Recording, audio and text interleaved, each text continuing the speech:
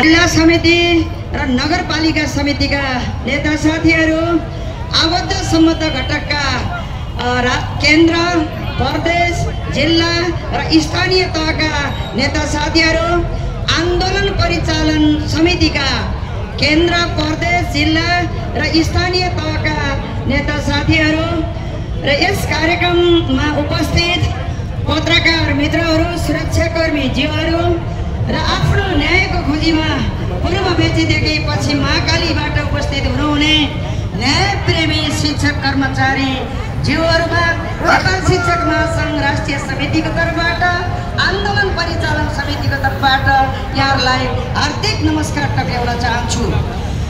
आदरणीय शिक्षक कर्मचारी साथीहरू, हामी आज 6औं दिनमा यो माइतीघर, मण्डला र बानेश्वरको बिचमा छौँ।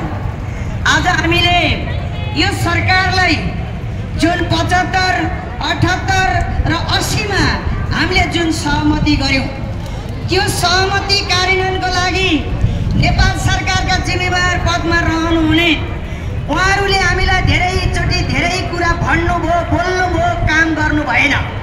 त्यसैले आज हामी मुखमा कालो पट्टी बाँधेर हामीले मौन जुलुस गर्यौं।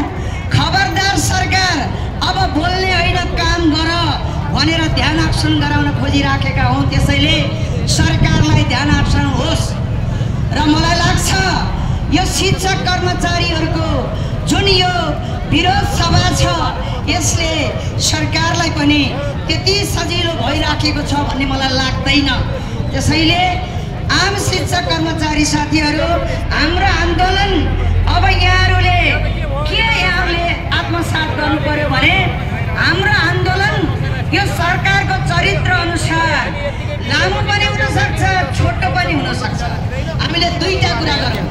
सरकार सुत्रिएर आयो भने छोटो हुन सक्छ, सरकारको चरित्र त्यही रह्यो भने लामो हुन सक्छ। त्यसैले हामीले त्यसरी नै बुझौं र आजको यो कार्यक्रमलाई भव्य र सभ्य रूपमा सम्पन्न गर्नको लागि सहयोग गर्नुहुने वक्ता साथीहरू, कलाकार, गजलकार लगायत सबैमा हार्दिक आभार सहित धन्यवाद दिन चाहन्छु। र आज नेपाल शिक्षक महासङ्घ राष्ट्रिय समितिको यो आन्दोलनलाई व्यवस्थित बनाउनको लागि आर्थिक सहयोग प्रदान गर्नुहुने हाम्रो नेपाल शिक्षक सङ्घ तनहुँ जिल्लाका अध्यक्ष आदरणीय रमेश बाबु भट्टराईज्यूबाट, उहाँको युनियन एजुकेसनबाट हामीलाई नगद रु 1 लाख रुपियाँ प्रदान गर्नुभएको छ र उहाँले निरन्तर हामीलाई 20 गतेबाट पानी प्रदान गरिराख्नु भएको छ। उहाँलाई नेपाल शिक्षक महासङ्घ राष्ट्रिय समितिबाट मुरी धन्यवाद दिन चाहन्छौँ। एकचोटि ताली